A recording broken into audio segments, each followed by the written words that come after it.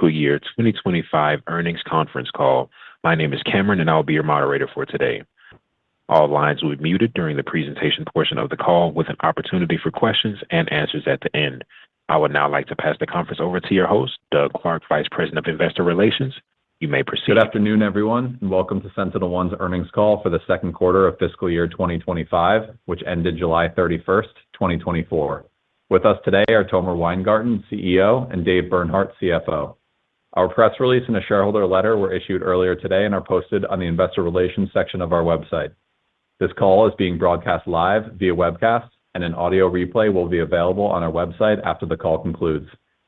Before we begin, I would like to remind you that during today's call, we will be making forward-looking statements about future events and financial performance, including our guidance for the third fiscal quarter and full fiscal year 2025, as well as long-term financial targets.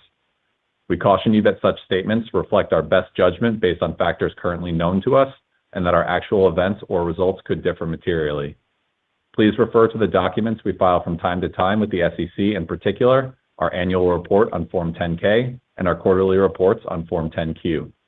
These documents contain and identify important risk factors and other information that may cause our actual results to differ materially from those contained in our forward-looking statements. Any forward-looking statements made during this call are being made as of today. If this call is replayed or reviewed after today, the information presented during the call may not contain current or accurate information.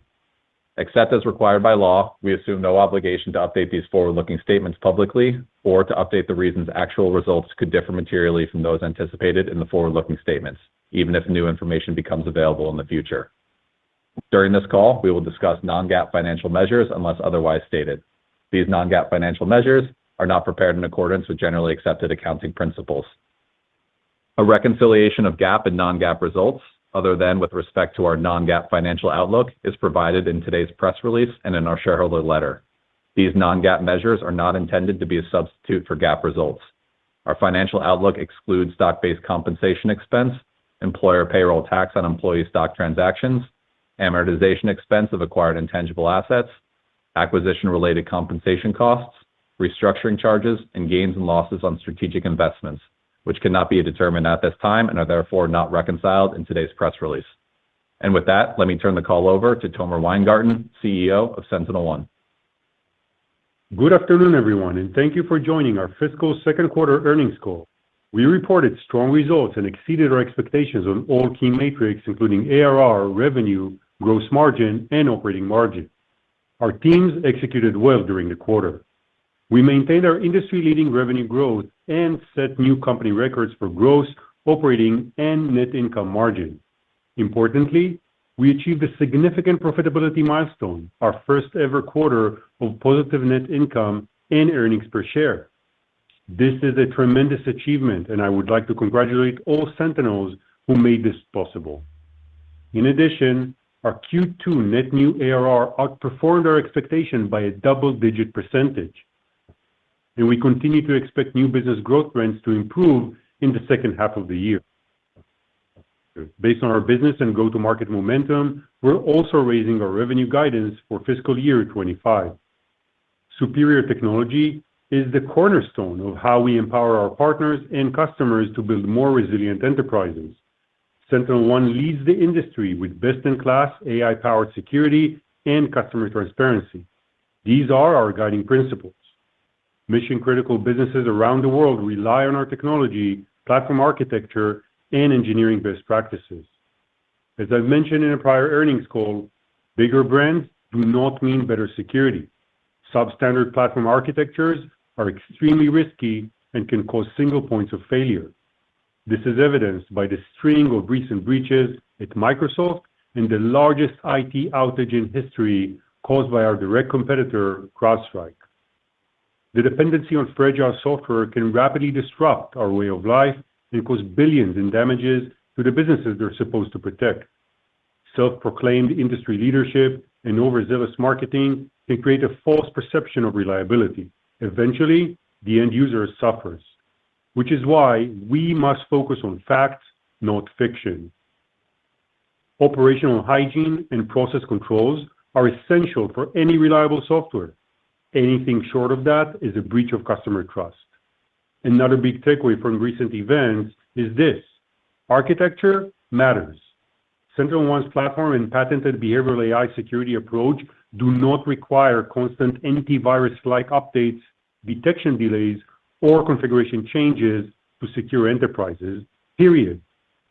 Singularity is purpose-built to deliver top-tier autonomous security without requiring extensive integration into the kernel, the most sensitive part of an operating system, where even minor errors can cause significant disruption. To be clear, the combination of deployment processes fully controllable by the customer and advanced behavioral AI architecture significantly improves security and operational resilience. I'll elaborate on this later.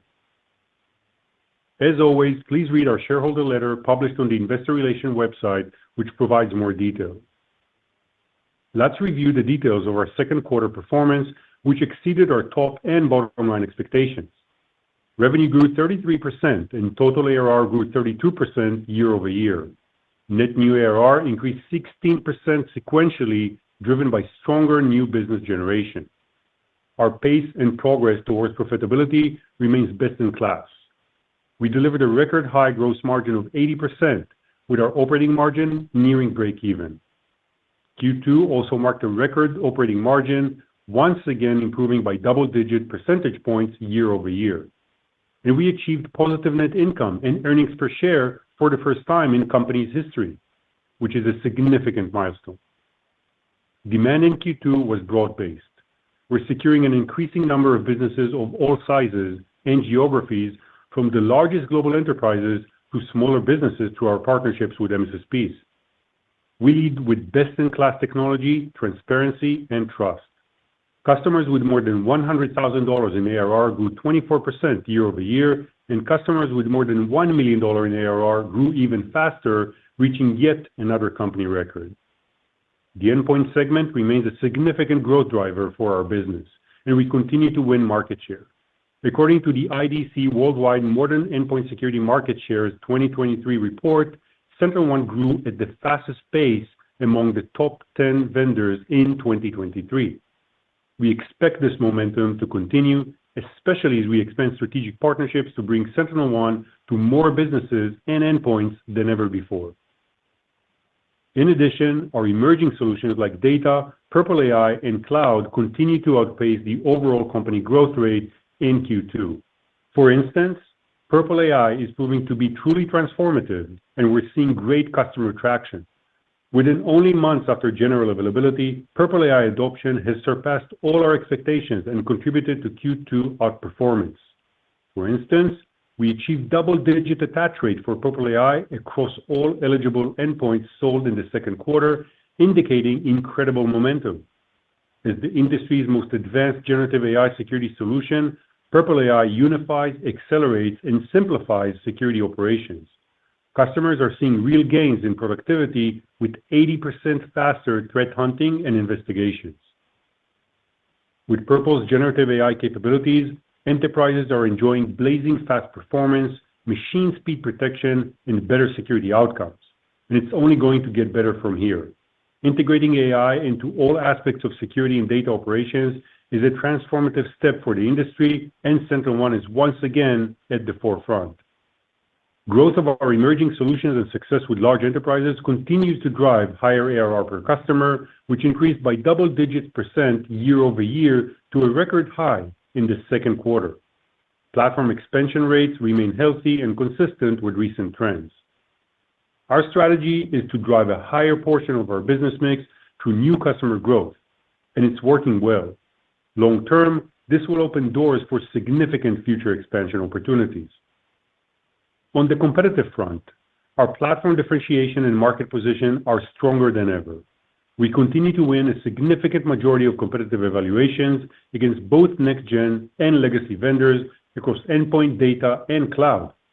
Our AI-powered protection, unified data lake, and platform architecture can deliver better security, simplicity, and savings for the enterprises.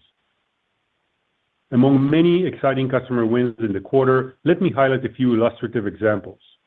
First, a growing number of customers are choosing a wider range of Singularity Platform solutions. Our data and SIEM solutions remain a source of outsized growth for our company. In one example, a global aerospace company expanded from endpoint security to add AI SIEM coverage, identity, Purple AI, and began adopting our new CNAPP solution. Once again, the technological and cost superiority of the Singularity Platform was clear. This enterprise is now ingesting twice the data and still saving money compared to the incumbent legacy SIEM solution. Second, cloud remains a strong driver of new customer growth and expansion. Large enterprises routinely expand their cloud security footprint for enhanced coverage and visibility with SentinelOne. Regardless of the endpoint incumbency, enterprises continue to select our AI-powered cloud security offerings for better security and operational performance. Third, legacy displacements and breach activity are driving strong demand for our endpoint solutions. At one global financial institution, we replaced a patchwork of 4 different next-gen and legacy endpoint vendors. Through a rigorous POC evaluation, Singularity Platform was selected because of its multi-tenancy, broad operating system coverage, and leading AI-based security. Finally, at one of the largest hospitals in the United States, SentinelOne and another endpoint vendor had been deployed in select geographies. Unfortunately, every system secured by this other vendor got breached, while systems secured by SentinelOne remained protected. The difference was clear, and the customer fully deployed SentinelOne with a multi-million-dollar expansion. Our AI-powered Singularity Platform is fueling new customer wins and significant expansions. We remain in the early stages of market share gains and expansion of our platform footprint across multiple large end markets. From a macroeconomic perspective, little has changed in recent months. Our Q2 performance showcases strong execution and significant progress on the go-to-market initiatives outlined last quarter. We've brought in proven leaders. We're optimizing our processes and expanding our market presence.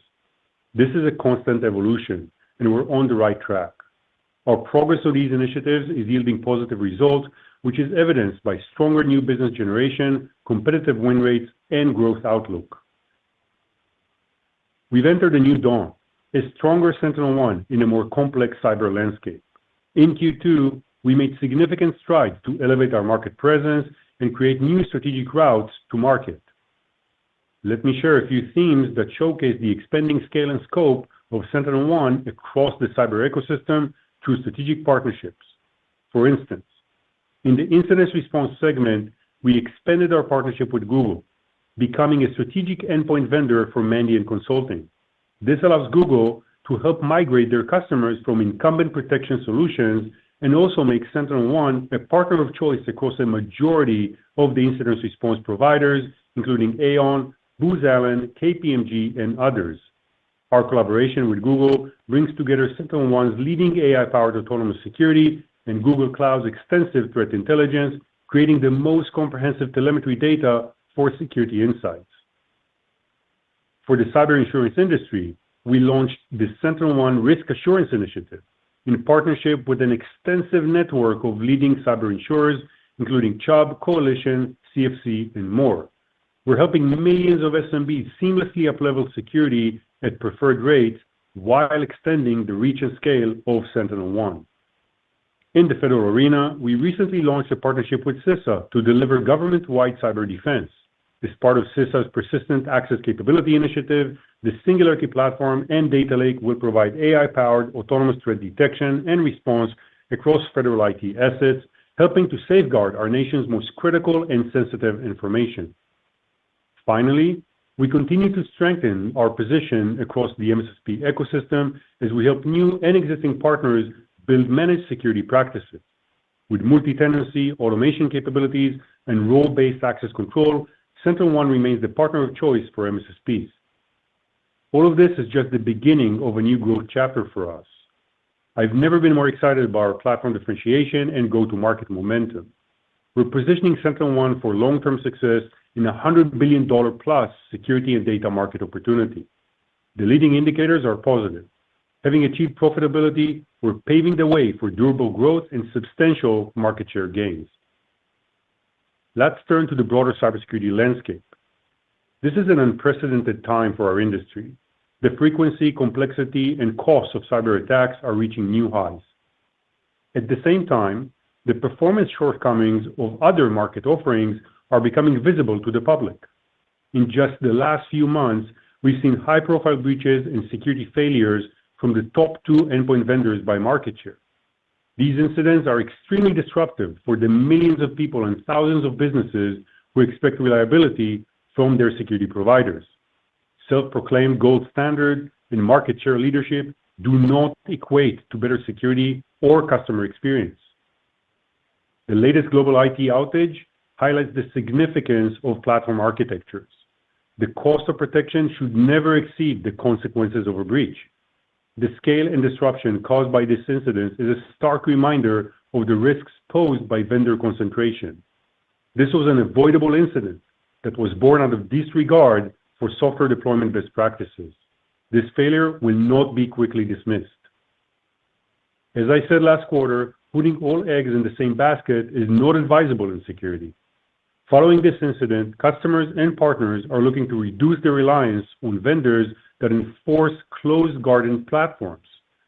At SentinelOne, we take an open ecosystem approach to security to give enterprises flexibility and choice. Our goal is not to force sell modules. It is to provide optionality and access to best-of-breed capabilities that minimize security risk and maximize resilience.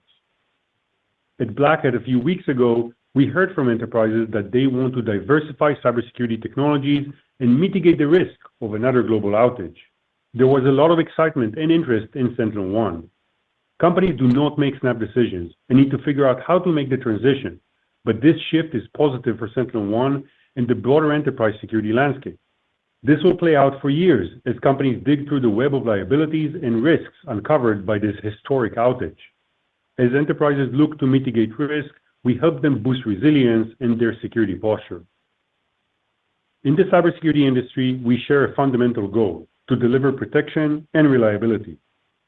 Security vendors must prioritize security over profits, facts over fiction, and innovation over marketing.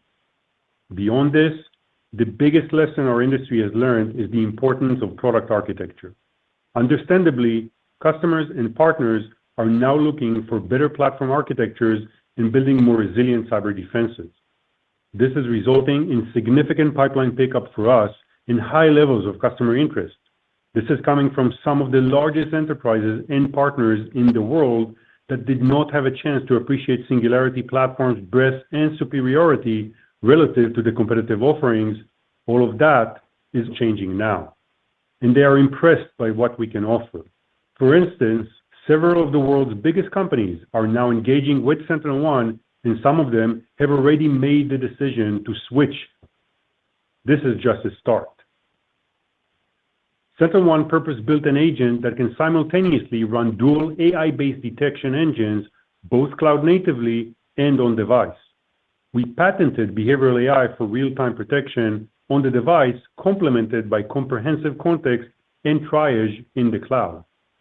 Solid cybersecurity requires both. Redundancy in this context is mission-critical, not constant software updates. Most importantly, our platform architecture and behavioral AI-based detection capabilities are patented and unique. When we say autonomous, these are not marketing claims, but a description of how our product works. The difference is clear when you consider MITRE attack evaluations for endpoint over the past several years. Let me highlight just one specific element of MITRE attack evaluations that is often overlooked. Every year, multiple vendors claim 100% detection, with more than one claiming they had the best results. This can't be true, and it's not. Two important metrics everyone should look at are the number of delays and configuration changes during MITRE evaluations. Making dozens of configuration changes during an attack evaluation simply means that the vendor had to modify its product for detection and protection, otherwise it failed. This is obviously unrealistic in real-world and real-time scenarios, especially when coupled with brittle kernel-level updates. In our Q3 shareholder letter from fiscal year 24, you can see the MITRE evaluations chart showing overuse of configuration changes and delays. The two largest endpoint vendors by market share combined had more than 50 delays and configuration changes. SentinelOne had zero. In our view, customers and partners deserve transparency, from the first conversation to multi-year relationships to build trust and a secure future. This should be the industry standard. We lead with better technology instead of aggressive marketing claims. As a result, we win a significant majority of technical evaluation. We've been a leader in the Gartner Magic Quadrant for endpoint protection platforms for 3 years in a row. We are ranked among the highest rated vendors in the Gartner Peer Insight Voice of the Customer for Endpoint Protection Platforms report. And our Singularity platform has ranked number 1 in Gartner Critical Capabilities for all of the 3 use cases for 2 years in a row. A platform is only as good as the sum of its parts, and we intend to deliver leading capabilities in all aspects of our platform with an open ecosystem approach. At the center of every SentinelOne solution is the Singularity Data Lake. Our fully integrated and unified data platform offers leading AI-powered protection, simplicity, and savings for customers.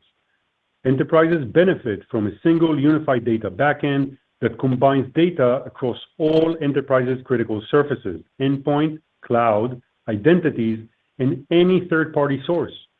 Every customer, regardless of the size of the contract, gets autonomous protection and visibility. We are transforming the legacy SIEM market with our modern AI SIEM, scalable, automated, and fully integrated with leading AI capabilities. We're also seeing tremendous customer interest and adoption of our advanced Purple AI capabilities. Purple's generative AI capabilities are a major competitive advantage, and we have a clear time-to-market lead. Purple AI is natively integrated across our entire platform. Purple touches every aspect of managing security and has the ability to see and manage all security events, including those of competing products. Unlike other market offerings with multiple platforms, co-pilots, and data silos, we're building a unified experience with Purple as a security partner for humans. Purple alleviates the challenges of machine speed response, talent shortage, alert fatigue, and enhances analyst productivity, all while autonomously securing the enterprise. The difference is vast. And we're constantly pushing the envelope with Purple AI. In Q2, we launched alert summaries. These provide AI-generated contextual summaries of alerts so analysts can easily view and understand the details and scope of their alerts across their environment. Finally, we have rapidly expanded our cloud security product offerings, which now provides extensive and highly performant runtime protection and posture management solutions. Our CNAPP portfolio is the highest rated by G2 Summer Grid reports. It now includes CSPM, available worldwide, and CIM, securing identities and entitlements for cloud infrastructures. Our pace of innovation and autonomous security approach is setting new industry benchmarks. We're widening the gap in a significant way. As we look beyond the second quarter, the path forward for SentinelOne is bright. Demand indicators are strong, new business growth trends are poised to improve, and we're achieving new profitability milestones. The continuation of high-profile breaches and the recent global outage once again reinforced that cybersecurity is not a winner-takes-all market. The systemic risks of single-vendor concentration are abundantly clear. After recent events, customer interest in our platform and AI-based security have distinctly risen. This is a new era of cybersecurity, and we are in a leading position. It's certainly early and will play out in months and years to come. As always, our goal remains delivering the best possible security and value to customers and partners. We're focused on keeping customers up and running. This should be a given. Enterprises need reliability, not disruption. As we look ahead, our teams are executing well and our go-to-market is gaining momentum. We have the winning technology and our competitive position is stronger than ever. Our financial performance remains industry-leading and we achieved positive net income for the first time. This is an incredibly dynamic time for us and the industry. Investing in the business for growth and scale is the right step forward. For years, we've led the industry with innovations, and now we're seeing an expanding interest in SentinelOne's AI-powered autonomous security. In closing, our technology, teams, and financial profile are stronger than ever. I extend my gratitude to our incredible team. Together, we are paving the path to maximizing our business potential. Most importantly, we're focused on helping enterprises advance their infrastructure and security. I want to thank all Sentinels as well as our valued customers, partners, and shareholders. We look forward to connecting again at our investor technology sessions at our OneCon conference in October. With that, I will turn the call over to Dave Bernhardt, our Chief Financial Officer. Thank you, Tomer, and thank you everyone again for joining us. This afternoon, I'll discuss our quarterly financial performance and provide additional context regarding our guidance for Q3 and fiscal year 25. As a reminder, all comparisons are year over year, and financial measures discussed here are non-GAAP unless otherwise noted. Once again, our second quarter results not only met but exceeded our revenue and margin expectations. We continue to lead the industry in terms of technology, revenue growth, and margin expansion. We also delivered our first ever quarter of positive net income and earnings per share, another significant milestone on our path to sustained profitability. Revenue grew 33% to $199 million in the second quarter. Our growth was also balanced across geographies. Revenue from international markets grew 36%, representing 37% of our quarterly revenue. Our total ARR grew 32% to $806 million. We added $44 million in net new ARR in the quarter, which exceeded our expectations by a double-digit percentage. New customer logos and wins across endpoint, cloud, and data remain the key drivers of new business growth. We also maintained healthy expansion rates from existing customers. Consistent with the view we shared last quarter, we continue to expect better net new ARR growth trends in the second half of the year, driven by a strong pipeline, new product contributions, and expanding go-to-market. Compared to ARR, remaining purchase obligations once again grew at a strong pace, up 40% year over year, as we continue to sign larger and longer-term contracts. This is important as it provides us with longer-term visibility and sustainable future growth. Looking beyond our top line, gross margin also increased sequentially to a record high of 80%. This was an increase of 3 percentage points year over year. Our best-in-class gross margin indicates healthy pricing and the success of our value-added approach. Our unified platform architecture delivers better unit economics for SentinelOne and our customers. In addition, we continue to make extraordinary improvements to our operating and net income margins. Q2 was truly a record-setting quarter, our first with positive net income and earnings per share. In parallel, our EBIT margin of -3% outperformed our Q2 guidance by 3 percentage points. This also shows an improvement of 19 percentage points compared to a year ago. Our increasing scale, efficiencies, and cost discipline continues to drive substantial operating margin improvement. In Q2, we continue to generate positive operating cash flow margin, and I'm extremely proud to achieve a positive 2% net income margin and positive earnings per share. We have been working towards achieving profitability since our IPO and have been unwaveringly delivering industry-leading margin expansion every single quarter. Our unit economics and financial position remain incredibly strong. We have over $1 billion in cash equivalents, and investments, and zero debt. This provides us with ample durability and flexibility. To this extent, we have already demonstrated tremendous potential for leverage across the business. Moving to our guidance for Q3 and full fiscal year 25. Looking ahead, we remain optimistic about our growth trajectory. For Q3, we expect revenue of about $209.5 million, up 28% year over year. For the full year, we expect revenue of about $815 million, up 31% year over year. Our higher revenue guidance reflects a $3.5 million increase compared to the midpoint of our prior guidance range, which exceeds the magnitude of our Q2 overperformance. This increase reflects our confidence despite the persistently challenging macroeconomic environment. As I mentioned earlier, we continue to expect better growth trends in the second half of the year. Specifically, we expect second half net new ARR growth to improve compared to the first half of the year. Our confidence is driven by early indications from go-to-market enhancements, a strong second half pipeline, improved competitive position, and traction with newer solutions like CNAPP, AI, and data. Turning to our outlook for margins. In Q3, we expect gross margin to be about 79%. We are also raising our full year gross margin guidance to 79%, the high end of our prior range. We expect Q3 operating margin to be -3%, an improvement of about 8 percentage points year-over-year. On a full year basis, we are narrowing our range to between -5% to -3%, an improvement of about 15 percentage points at the midpoint compared to fiscal year 24. We are operating in an incredibly dynamic environment. Given the profound evolution of our technology and the competitive opportunities in front of us, we are leaning into investment to grow in scale and market presence. We're encouraged that it's already yielding positive results, including strong Q2 growth and record margins. Based on the demand trends and opportunities for increased market share gains, we may elect to invest more in the business. Our elective investments weigh long-term growth potential with delivering a solid, responsible, and profitable financial profile. This has never been more important than today and is the right strategy. This year, we have proven the ability to drive profitability and positive free cash flow. Our platform has strong underlying retention rates with potential for significant future expansion opportunities.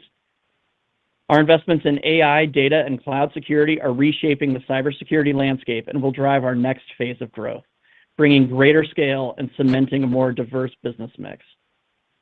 We've entered a new dawn for cybersecurity. To say it's ripe for disruption is an understatement. Self-proclaimed industry leaders are now facing the same challenges as legacy solutions. Better security and reliability must be the way forward.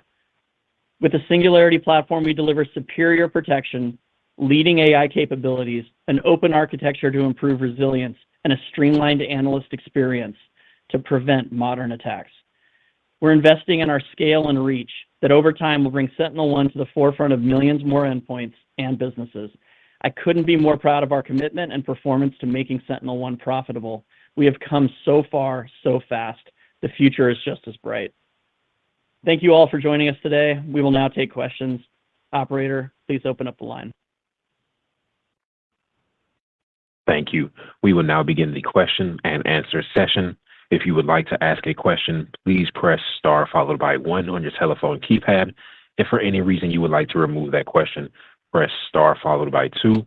Again, to ask a question, please press star 1.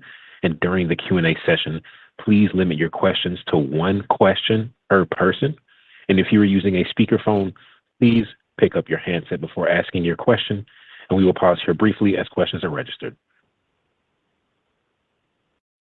The first question is from the line of Gabriela Borges with Goldman Sachs. You may proceed. Good afternoon. Thank you.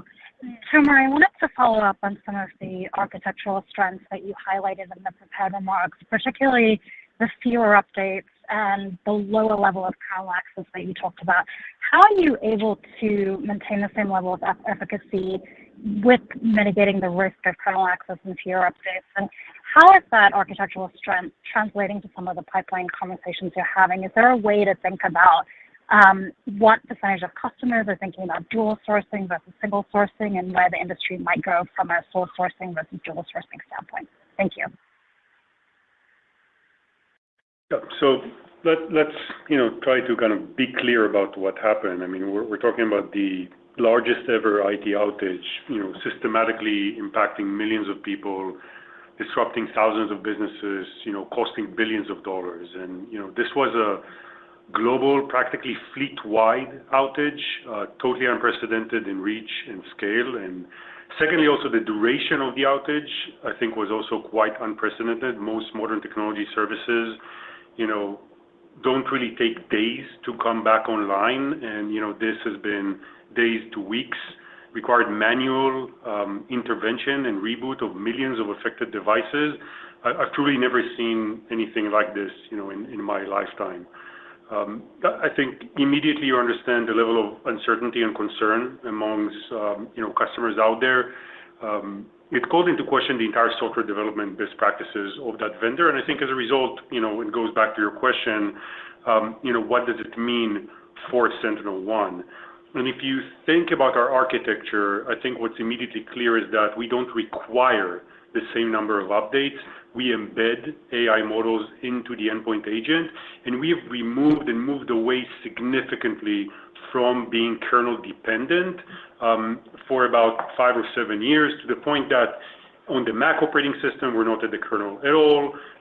You know, on the Linux operating system, we're not touching the kernel at all. And even on Windows, we minimize what we do. So even when you download updates, they actually live in a different part of the system.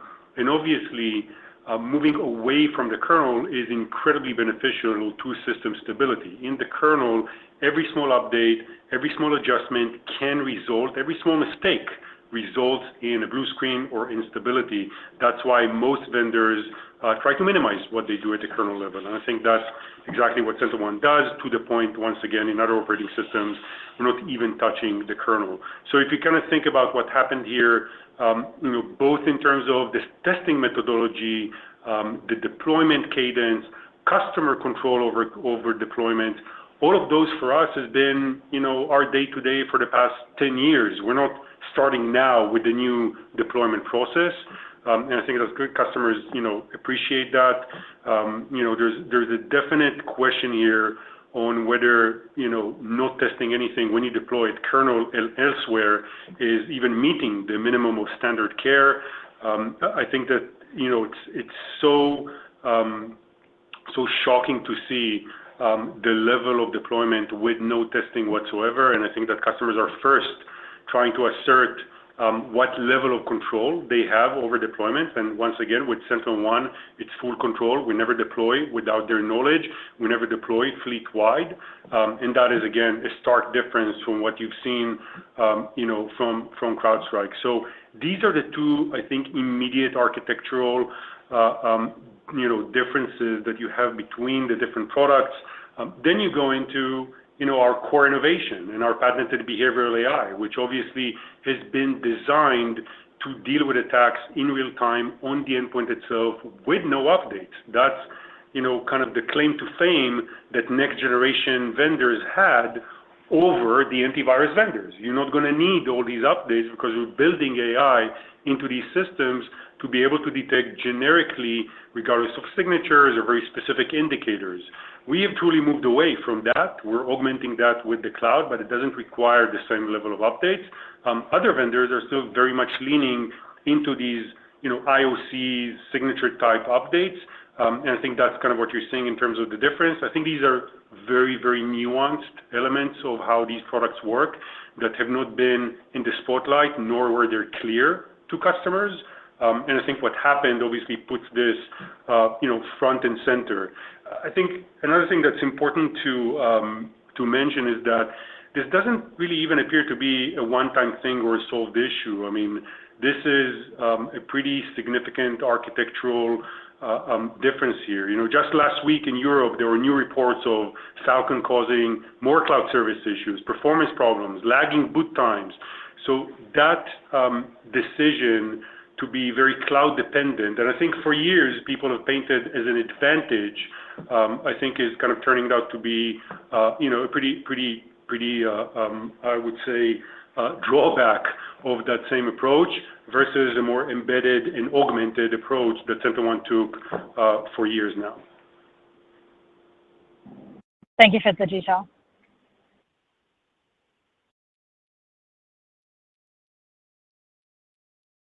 The next question is from the line of Brian XX with JP Morgan. You may proceed. Great, thank you. And thank you for taking the question. Tomer, I want to circle back on, you know, you called out in your shareholder letter and prepared remarks about, you know, the interest in your platform, as you just mentioned, has distinctly risen. Could you provide a little more color around conversations you're having with customers, how you might see the recent outage impacting your pipeline growth, if you can quantify it at all? Any impact on pricing, win rates, and are you counting on deal leakage from CrowdStrike in order to hit like target growth numbers that you've, you know, implied in your guidance? Just trying to get a sense of impact and conservatism there. Thank you.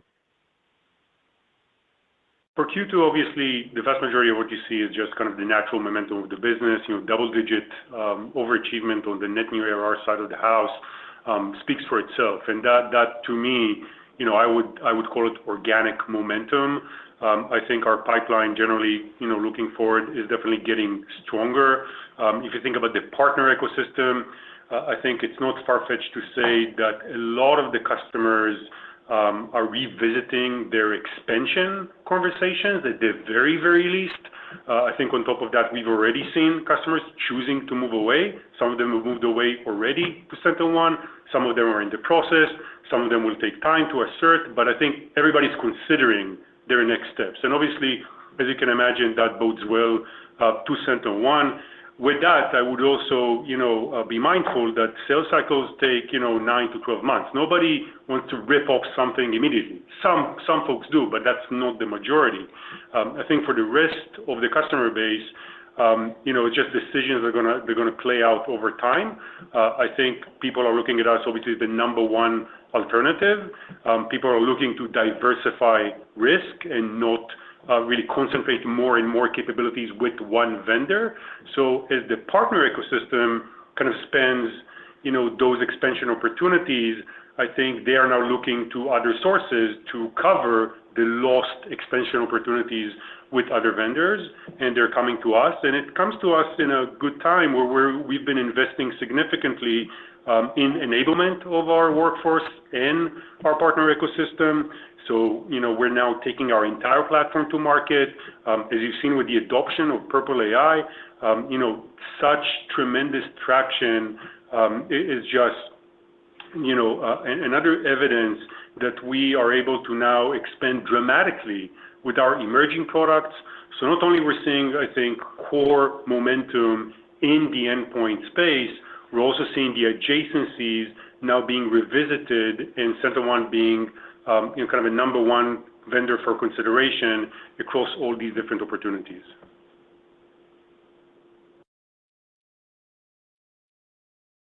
The next question is from the line of Hamza Fodderwala with Morgan Stanley. You may proceed. Great. Good evening. Thank you for taking my question. Tomer, thanks a lot for all the commentary on the increased pipeline, the new product attach rates with Purple, and a lot of the other things that you mentioned. I'm curious, given this opportunity in front of you, it seems like a lot more is coming SentinelOne's way. From a go-to-market execution standpoint, you feel like the go-to-market engine has significantly improved, especially in light of the CRO transition that SentinelOne had recently? Thank you.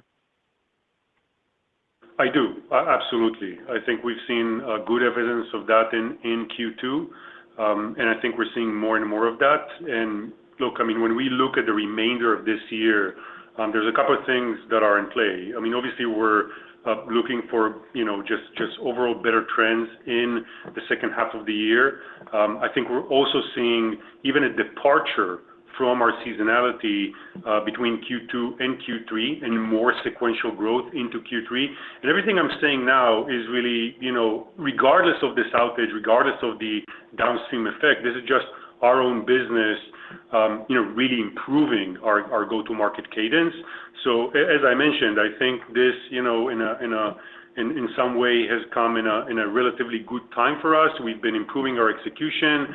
I think our Salesforce DNA has been, I think, amplified. We brought in new leaders. We're seeing better cadence. We're seeing better pipeline retention, better conversion rates, better win rates. All of that is trending positively, again, regardless of what happened. So all in all, we feel encouraged. We're trying to take a responsible approach for the remainder of the year. These are very early days. It's still very, very dynamic. I don't know that we can fully quantify what we're seeing now. And obviously, things can change here and there. We still want to make sure that we're giving an accurate projection, for you all. And that's why, we're kind of sticking to the envelope that we know about. And that's kind of what guides us forward.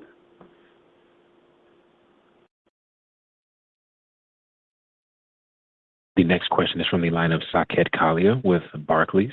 You may proceed. Okay, great, guys. Thanks for taking my question here. Maybe we'll change it up a little bit. And David, I've got a question for you. Very helpful commentary just on sort of directionally how to think about net new ARR here in the second half. But just for everybody's benefit, I was wondering if you wanted to put a finer point on net new ARR. How should we be thinking about modeling net new ARR for this year? And is it fair to say that based on the commentary so far, is it fair to say that that doesn't include too much benefit from the CrowdStrike outage? Yeah, that's a great question, Saket, so thank you. When I think about ARR, I think we successfully stabilized net new ARR growth in Q2, which is what we said we would do last quarter. We outperformed our expectations by double digits on the back, as Tomer said, of improved execution, strong underlying demand, and really, our platform solutions, which have continued to have a positive response in the market. Like we said last quarter, the H2 growth trends were poised to improve, and that was before any cyber event that happened with CrowdStrike. We've been driving better outcomes. We were already expecting better than typical Q2 to Q3 growth, which we've guided accordingly. We've had better execution, we've had better pipeline retention, and I think what's probably most important on this is, if you just think about it, kind of how our revenue increase has gone up as well. We've moved to the higher end of our range, and I think that shows the positive growth we're expecting in the second half. That all being said, our outlook, is there are benefits that may come from customers coming to us from CrowdStrike or from the events that have happened, but our guidance isn't dependent on it.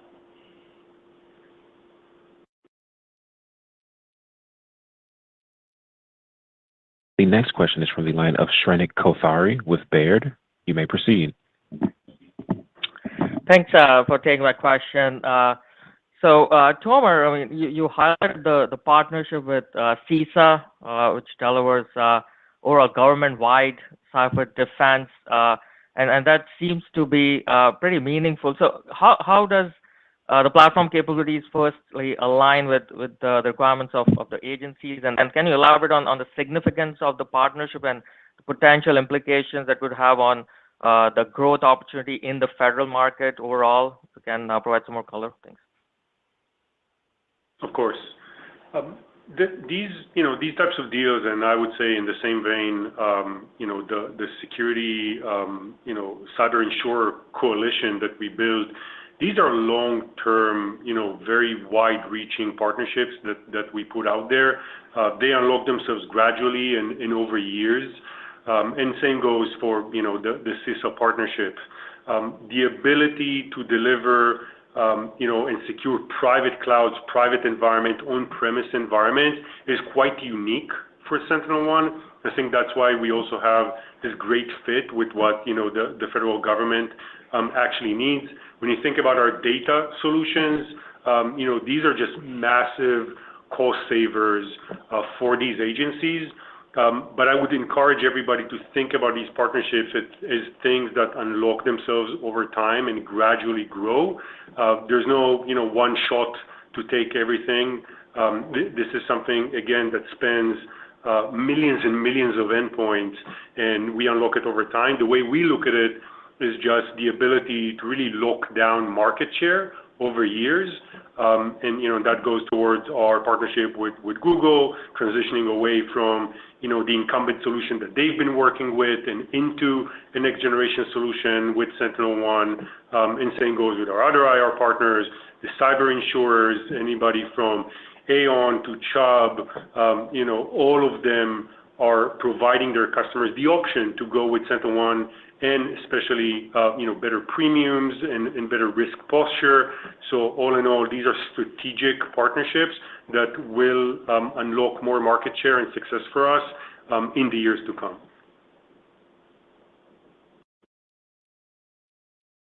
Next question comes from the line of John DiFucci with Guggenheim.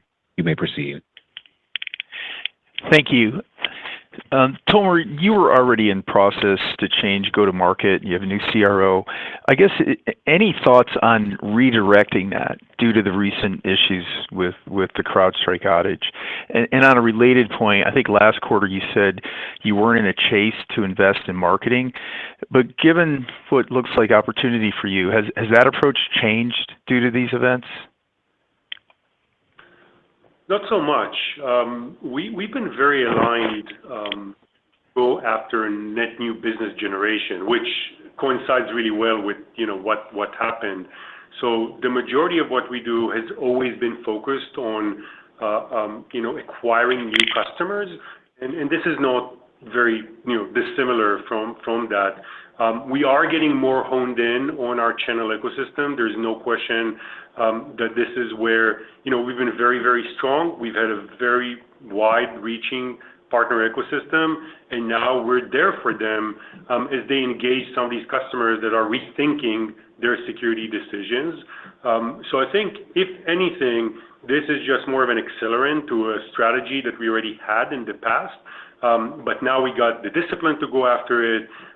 We got the systems, we got the processes, and that is obviously incredibly helpful and very timely.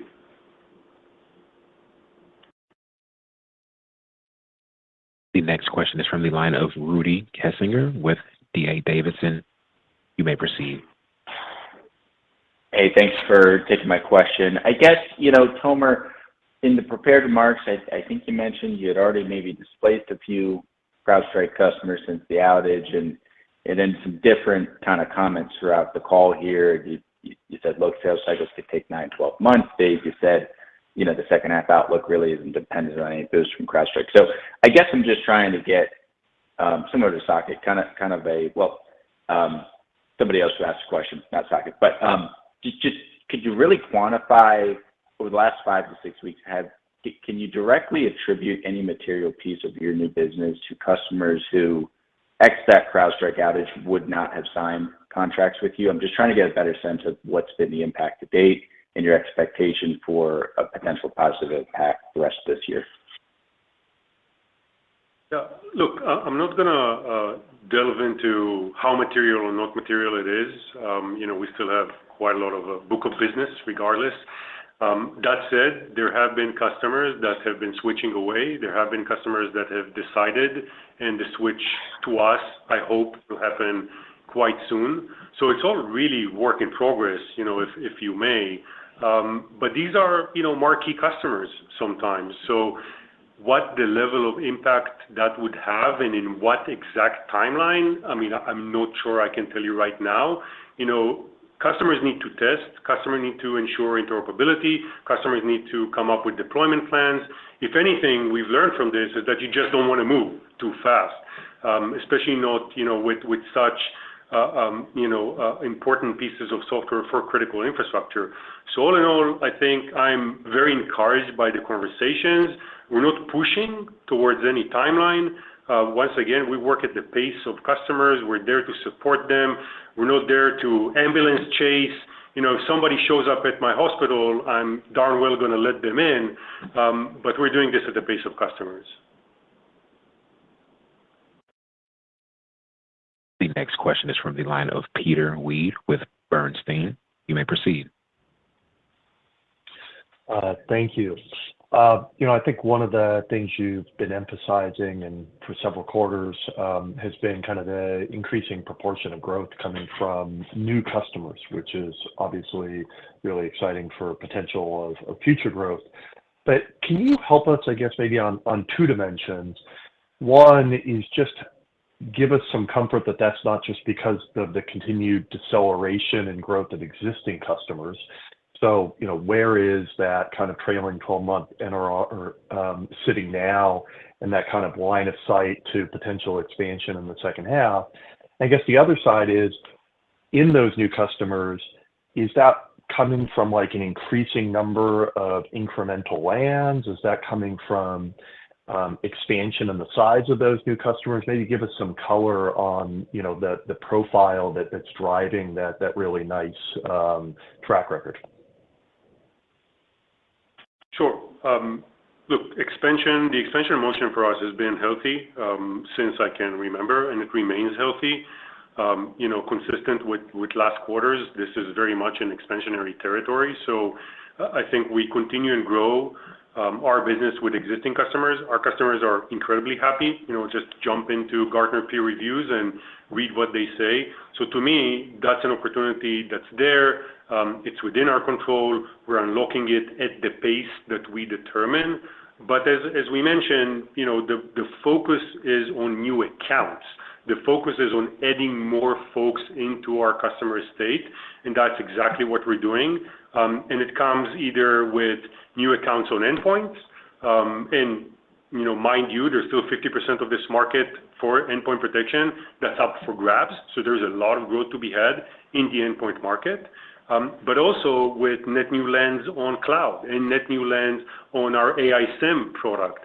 So all in all, you see emerging getting stronger, but not our emerging business getting stronger, but not just stronger because we cross-sell and upsell to existing customers, but also because we land net new with some of these emerging capabilities, which is by design. And this is exactly the balance that we're trying to strike. I mean, we're trying to go and, expand our customer estate as much as possible, while we continue and develop that motion for cross-sell and upsell. At the end of the day, if you have a finite set of sellers, and you can decide which opportunities they go after, right now we're deciding that the dominant part goes after new account capture.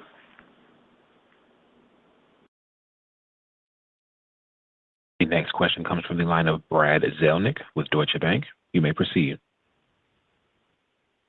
Great. Thanks so much for taking the question. Tomer, I wanted to follow up on an earlier question about architecture, and specifically, what, if anything, you're expecting of Microsoft's upcoming Cyber Summit on September 10th? What changes do you envision that they might make so that the industry never sees 8.5 million Windows endpoints go down again? And how might any of those changes impact SentinelOne and perhaps your competitive positioning? Thank you. It's a good question, and I think what everybody needs to try and kind of keep in the back of their mind is that the kernel discussion is not a new discussion. Microsoft have been trying to move away from broad-based kernel access for the past 10 years, if not more.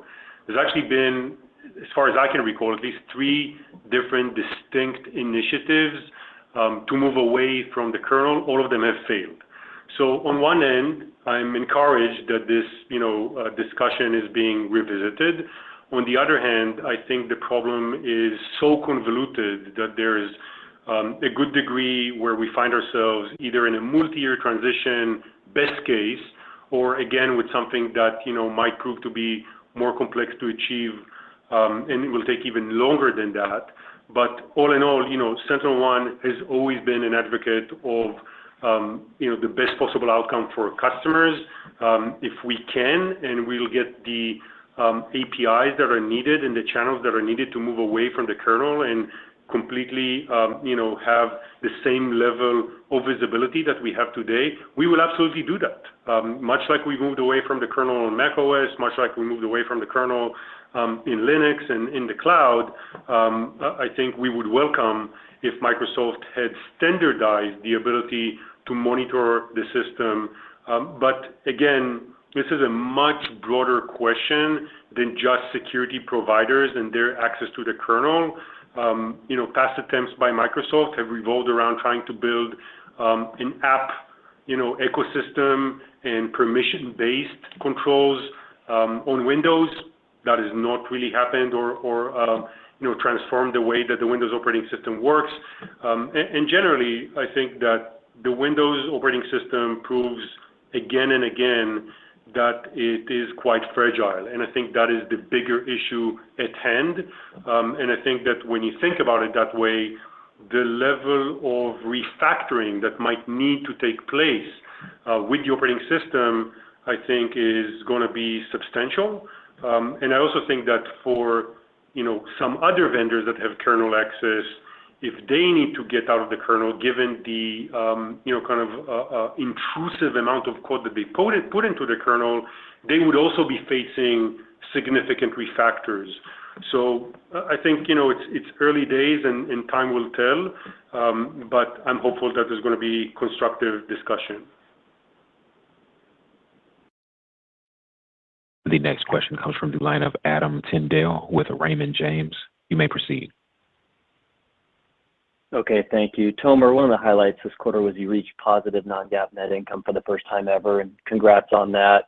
If I'm listening, though, to Dave's closing comments and his prepared remarks, it does sound like you're maybe beginning to reevaluate the trade-offs in growth and profitability. Certainly seems to make sense, given the market's now more wide open than ever. But I guess the question would be if you're potentially asking shareholders to go through an investment journey with you, Be helpful to give visibility into your thought process on that, sort of the key factors that would go into your analysis on that decision, and any parameters that you might put on the magnitude of potential investment. Thanks.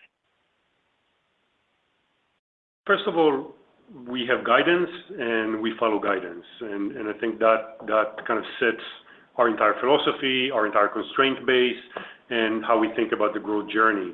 Our comments are just, in a world where you can choose to invest or not invest, we want to make sure people understand there's a massive opportunity. This is a $100 billion TAM. We got the leading technology in the market. So obviously, I don't think our shareholders want to see us back away or back down by any degree. With that, we have committed to an envelope, and we're sticking to that envelope. I think that's all we're trying to say here. The opportunity is big. I think as we look at what we can potentially unlock in kind of the out years, that's always going to have to be balanced with our journey towards profitability. But I don't think you're going to see us veering away, from the path that we've set. If anything, I think it's just on the pace of acceleration towards profitability. If you can imagine a world where we would, invest less in growth and show more profitability, I think what we're just trying to let folks know is that this is the balance. What you're seeing from us is the balance, is what we feel is responsible, and is what we're following.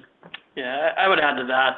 In the end, we're just weighing the long-term growth potential with delivering solid, responsible, and profitable financial profile.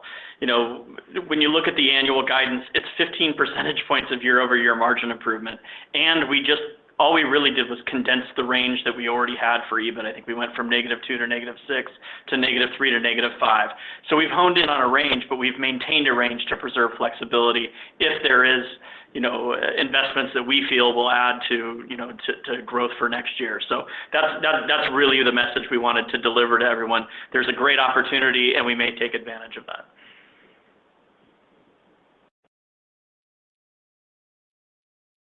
The next question is from the line of Gray Powell with BTIG. You may proceed. Okay, great. Thanks for taking the question, and congratulations on the good results. So look, I know you've had a lot of questions on the CrowdStrike outage. If it's okay, I'd like to just ask one more. On the marketing side, just how aggressive are you being there following the incident? And do you have any specific programs in place to target Crowd customers who are potentially upset following the outage, like anything like a free 6 to 12-month limited trial period to ease the transition costs, or just anything else that you're doing that could maybe, help you leverage the situation? Thank you. As I mentioned, we're just trying to be there for our customers. Obviously, there's a lot of activity with our partner ecosystem, which is natural, but we have not devised any specific, takeout programs. We don't feel like that's warranted or needed. We want to make sure that people understand the difference in architecture. So I think we put a lot of literature and collateral around the differences between the platforms. We're trying to educate folks. I think more than anything, we're just trying to make sure that people understand the kind of the ground truth of what happened. There's a lot of attempts to create alternative narratives. We've seen some appalling attempts to try and threaten customers publicly. We're obviously just trying to stay true to our North Star, which is no overzealous marketing, staying true to facts, and I think that we're doing it here once again.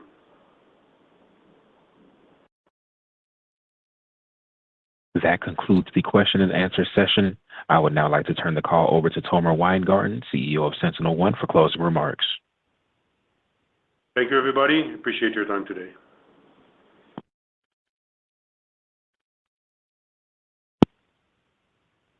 That concludes the SentinelOne second quarter fiscal year 2025 earnings conference call. Thank you for your participation. You may now disconnect.